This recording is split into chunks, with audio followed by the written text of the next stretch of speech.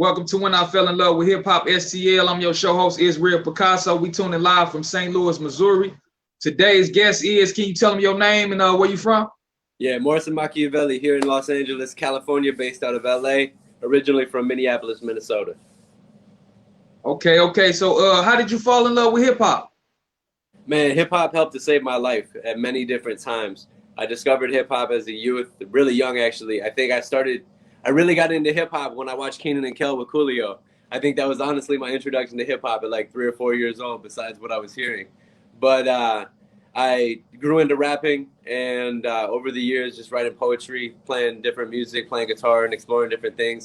I ended up diving deep into hip hop and just falling in love with it throughout the years. Okay, so can you give us some insight on like how was it for you growing up? Like what type of things you experienced? For sure. So I grew up in the trailer park right outside of Minneapolis, so right outside the Twin Cities.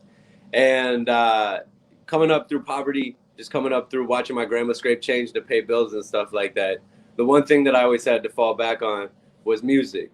And throughout life, I was able to identify with a lot of what I was hearing in hip hop.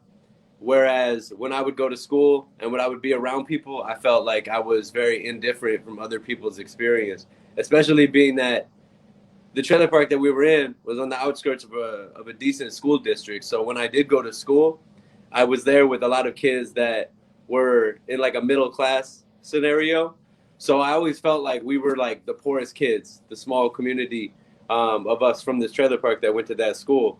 So I would just put on my headphones and rock out to hip hop, a lot of local hip hop, especially then, a lot of Minneapolis hip hop. But of course, dived into the West Coast, became really deep with the East Coast hip hop, and just became part of my life. Okay, so when did you find out you was musically inclined? Well, I started to explore guitar around age 13, just going through different relationships, like breakups with women and stuff like that. I started to make songs on guitar. And I found very quickly that I was good with the lyrics. Lyrics came very easily. Guitar takes a lot of work. You know, instruments are tough. And I still dabble a little bit with instruments, but I try to leave that to the people who really know what they're doing. So with that being said, I just stuck to the lyrics mostly, and I started to rap. Purchased some cheap beat making software. I actually used a trial for Mixcraft to make beats, and got like a $20 Lexmark mic, desktop computer, and just made it happen because we didn't have, recording studios and the same access then as we do now. Now everything's a lot more accessible, but we're talking about like early 2000s. It was tough to be able to get in the studio. It was inconceivable for me, especially at that time where I was at, to be able to think about getting in the studio and actually really doing something. And that went for everything else as well, thinking like, how are you really going to make this shit happen? And it just made sense. Like hip hop felt like something very accessible. And I feel like that's one of the reasons why it is such a strong vehicle today for people's voices, because it is very accessible no matter where you are. And everything is a little more accessible now, considering internet and technology. But at that time, it was the only thing that was really within reach. Mm-hmm. Okay, so I want to ask you, when was the first time you actually recorded a record, man, and what was the response from the people? I recorded a record in, 2008, and put out a mixtape called Contraband. I was going by the name AWOL back then. And it had a really good response. I made 100 CDs, pressed 100 CDs straight out of my desktop computer, and I sold almost all of them. So that went well. It was cool. I had a little buzz in the high school, but it was real low key. And I know that the audio quality was horrible. But even listening back, I don't have that CD now, but even going back through those lyrics and remembering what I remember, there was some quality there. So I felt like that's what really helped to push me forward and push me into some more experimental stages and figuring out how to get where I am today. Okay. So now I want to talk about some of the records that you recorded. But before I want to talk about that, I want to ask you, what's some of your steps that you take to ensure your success as an artist? Let's see. Some of the most important things that I found within being an artist in general is your network and, you know, building strong community, building strong relationships with the people around you. Everybody from your collaborators, the producers you may work with, engineers, the booking agents, people in that side of the business of the world of music, as well as just industry people, people who can help to get you on stages, people who can help to get you in placements. I was having a conversation with a friend about this. It's interesting. The music supervisors, when we were younger in the game, they were kind of the nerds of the music industry. But today they're like the who's who, and it's kind of flipped. Like the A&Rs are the nerds of the music industry now. Nobody really needs an A&R because you got numbers, you got statistics, all that. So I focus on those a lot. I focus on playlist curators, you know, just having genuine, strong relationships with people, because I found that I could probably be able to craft a lot more success, so to speak, doing certain things where I would compromise my vision and values, or surround myself with people I don't want to be surrounded with. But then what's the point? You know, life is short, and of course you want to be able to reach a certain point, but at the same time you want to be able to enjoy the journey, because that's all we're really left with in the end. So That's real. So yeah, so That's I work real. on trying to craft like a real fan base, craft real relationships with the people around me, and making sure the people I'm building with are genuine. You know what I'm saying? Yeah. Okay, so on your record, Too Gifted and Thankful, what was the message that you were trying to give? I heard you say you were suicidal.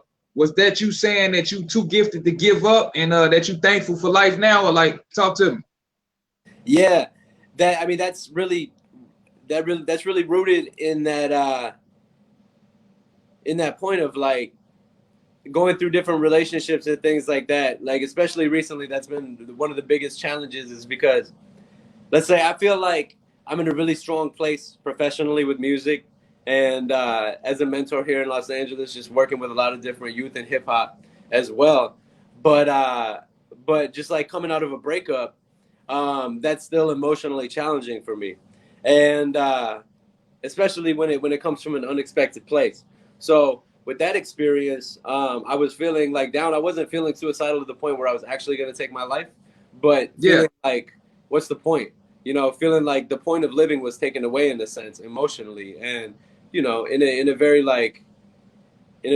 unconscious way of like I don't feel my purpose, but music brings me back, and just feeling like there's a purpose with this expression, and having had other people really reach out to be able to say that they identify with me and they identify with what I'm saying, and it's helped them in certain points, like that pushes me forward to keep on doing what I'm doing, because I know that it means something to people other than myself, and it's bigger than me. You know what I'm saying? And being able to lend it forward and, you know, pay it forward, that's the biggest thing for me as an artist. Okay. You got a new record you just dropped called Laundry. I want to know what's the meaning behind the title, and what was the process in putting the record together? So that was an interesting record, because my homie Dr. L, shout out Dr. L Beats, he shared the beat with me, and most of that was freestyle, but the idea behind it, besides exploring some different stylistic choices in the way that I've used my voice, and just exploring, because that's what we've been doing with a lot of these new records, was kind of just cleaning out my laundry in regards to what has brought me from stages in Minneapolis to where I am today. I've been in Los Angeles for 4 years.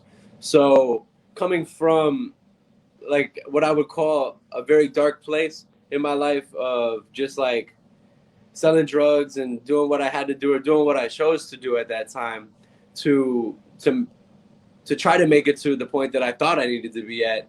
Fast forward to dropping everything, coming down to Los Angeles, living in my vehicle for over a year, and establishing myself here, and really, you know, putting myself in a point where I consider myself successful. I tell people this all the time, especially the kids I work with, because it's a wide variety of people, and I know the kids can identify with this. Most of the kids here in South Central, is I felt successful when I could walk into a grocery store and buy whatever I wanted without having to worry about how much I'm racking up in the cart. You know what I'm saying? Like, because all my life, that was a big thing. You got to put stuff back. You know what I mean? You're sitting there, you're price watching this and that. Like, I can go to the grocery store and buy whatever I want. That's huge for me. That's the moment when I realized, like, obviously I would say I'm still thriving, or striving to achieve more, and I want to be able to achieve higher levels of success.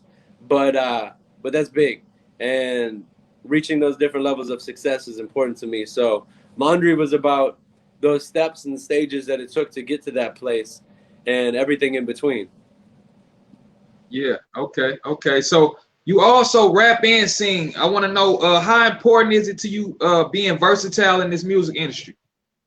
I feel like I didn't appreciate the full scope of the evolution of hip hop until recently, like in the last 3 years. My grandma passed away about 5 years ago, and my nana, she always told me she wanted to hear me on the radio, and I always just laughed it off when she was alive because I felt like I wasn't that kind of rapper. I felt like I was an underground rapper, and I just really wanted to do the most lyrical stuff. I was making music for myself at that point. And as after she passed, I started to gain more interest in making music that is still true to me, that doesn't compromise my vision and values, but is also more commercially viable. And within that, I started to listen to more commercial music, or more quote unquote commercial music, more popular music. Um, and I started to appreciate a lot of the different elements, especially the melodic elements that are infused in today's hip hop. So I've wanted to explore that a lot more. And now I listen to new records when they come out. I listen to everything new when it comes out. Like after I get off of this tonight, I'm gonna listen to the Nas album. I still haven't heard that. Like I just listened to the Rick Ross album and another album that just came out that I can't even recall off top. But I like to stay current just in checking everything out.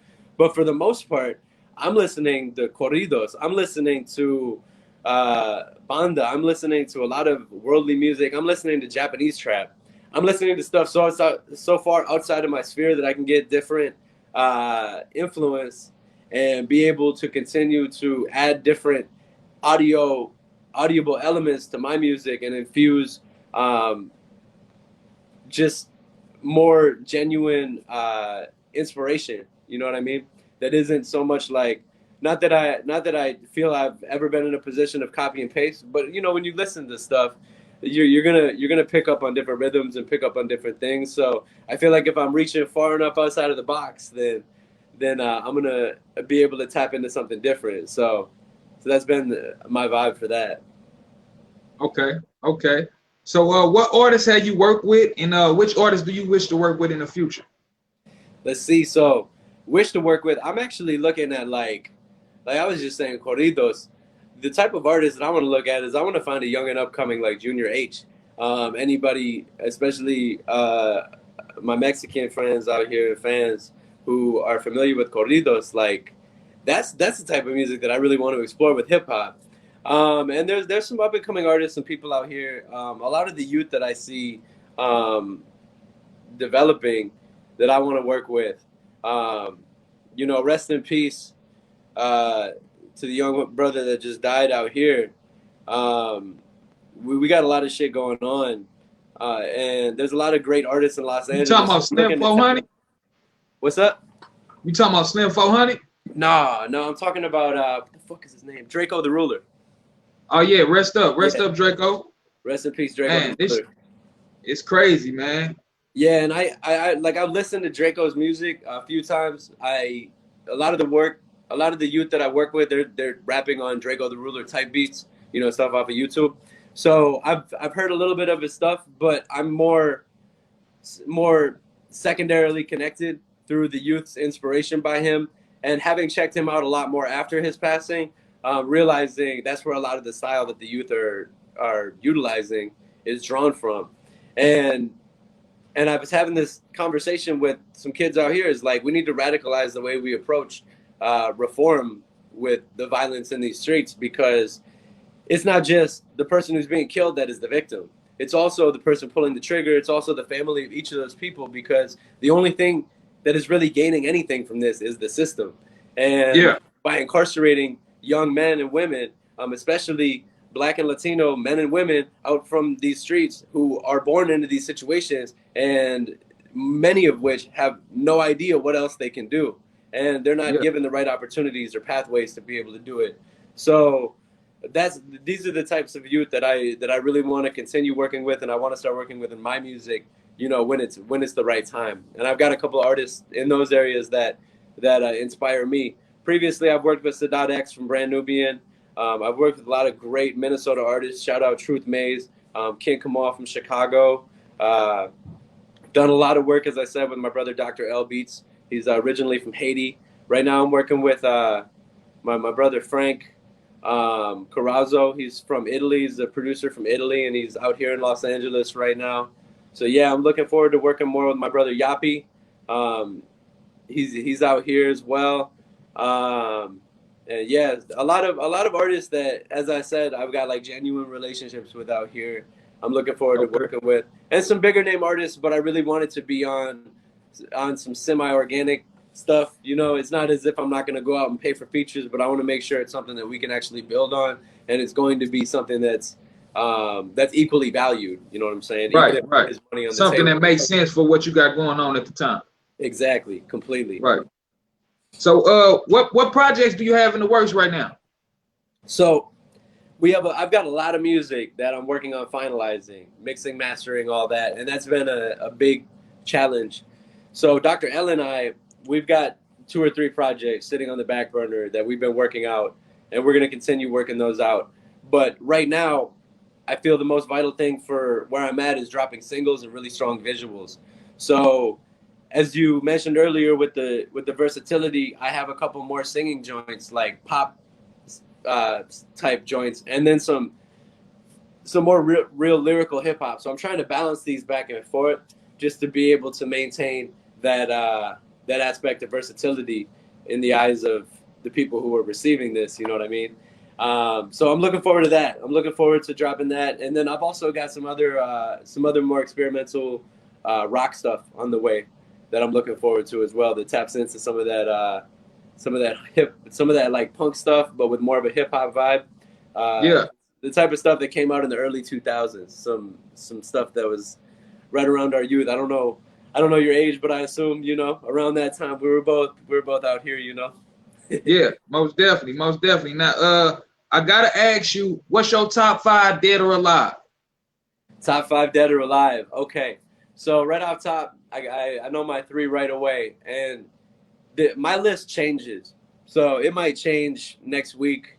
I don't have like a real solidified top 5 dead or alive, but Black Thought is my number 1.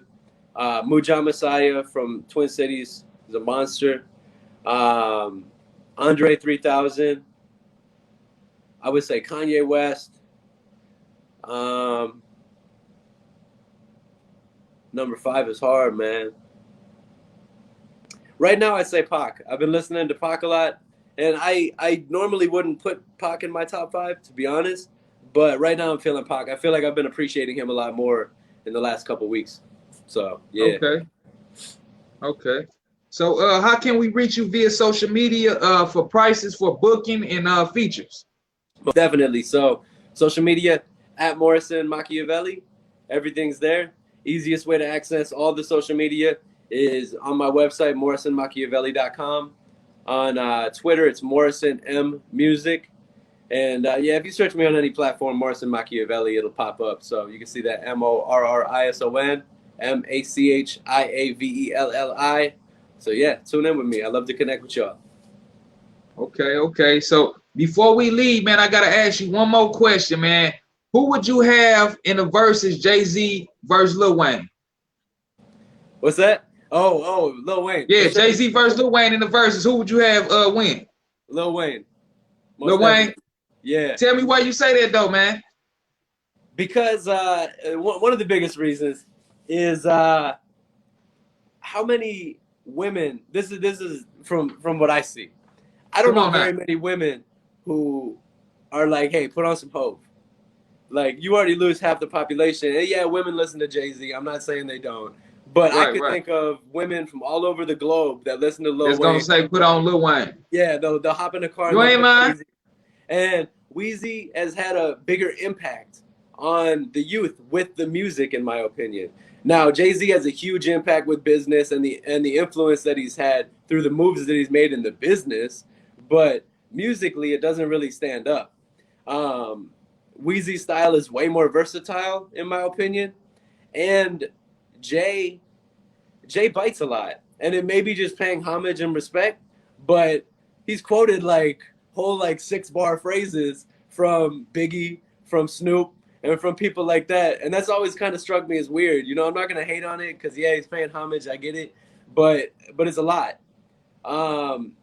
And I just feel like Lil Wayne has had a longer run. Jay right now, like Jay, I see Jay going up against Eminem right now because I think they're similar. Like Eminem fell off a lot longer ago, in my opinion, at least to the style that I liked of his. But like I don't like Jay's new stuff at all. I like 444, but all these verses he's been dropping on other albums, I feel like they're way too low for Jay-Z. Jay-Z's a legend, right? So I expect a lot when he comes on a Nas record. You know, I expect a lot when he does these movie deals and he drops these exclusive songs. But like he did the recent one with it was like Kid Cudi and I don't remember who else, but I expected more, you know, and he hasn't been stepping up to the plate as a lyricist for me. So I definitely got to give it to Wayne. Wayne's been aging well. His music's still fire. Yeah. Okay. Now I want to ask you this last thing. I know I said that was the last thing, but I gotta ask you how you feel about the world going into like this new world age, like new world order, microchip, vaccine, robots, everything. How you feel about that, man? It's wild. I feel like we need to be able to fight for our right to choice. And like personally, I've made the sacrifice of getting the vaccine, although I'm completely against it because I didn't want to stop working inside of the facilities with the youth that I work with, because I work inside of incarceration facilities, inside of halls and camps here in Los Angeles. So I would have had to give up that to get the shots. Now I say that I'm not getting a booster shot. There's no way anybody's gonna influence me to get a booster shot at all. At this point, I've already taken one shot. I took the Johnson & Johnson. It was terrible. I don't speculate so far, and I have speculated so far to get into New World Order, this and that. And I do think that there are forces on this earth that are trying to manipulate certain things and trying to change the world in ways that are nefarious and harmful to the rest of us. But I found the most important thing for me as an artist, because first and foremost, I am an artist, is to just accept that I don't know a lot. There's very little that I really know, but with what I know, I try to stay grounded in the things that I'm certain about. And for me, what I'm certain about is the vaccine is not good for me. It was terrible. I had like a 3-day migraine, and I had COVID twice. COVID did nothing to me. The vaccine fucked me up. So I'm definitely not going down that road anymore. And we need to be able to take control of our bodies and our lives out here. There's great things happening in the world at the same time. Like the advent of cryptocurrency is a huge thing for me, and I've been deep on blockchain technology and understanding that because I think that's going to be a big step towards helping to liberate the people. And I'm not talking about just the use of it as a currency, but the use of it as a technology moving forward. In countries like El Salvador, it's already making a huge impact. Although some communities are suffering from it, yeah, it's uplifting the country and lifting it from its deficit and from the downward spiral of the U.S. dollar. So there's a lot going on in the world, and what I see happening is it seems like a struggle to try to maintain the power in many ways. And Right. And I feel like we're caught in the middle of that. And I don't know if the vaccine is a part of that, but it could be. You know what I'm saying? So yeah. Right. They say it's like a whole little beast system, like it's like in the end time they say like a Christ or the Neo supposed to come back and just save everything. Like, you believe that? I don't know, man. Like I've seen crazy shit in my life, and I'm definitely open to anything, but I have no idea. If that shit happens, I'm ready for it. I won't be surprised. You know what I mean? Yeah. At this point, especially with everything that's happened over the last like 10 years. So I don't know, man. It's open. All right, shit. We finna tune out of here, man. Just let them know where you tuning in. Let them know when I fell in love with hip hop, man. Most definitely. Here with Israel Picasso, with When I Fell in Love with Hip Hop, STL, tuning in from Los Angeles, California. Shout out to everybody watching and listening. I greatly appreciate y'all. And Morrison Machiavelli out. Peace. We out of here.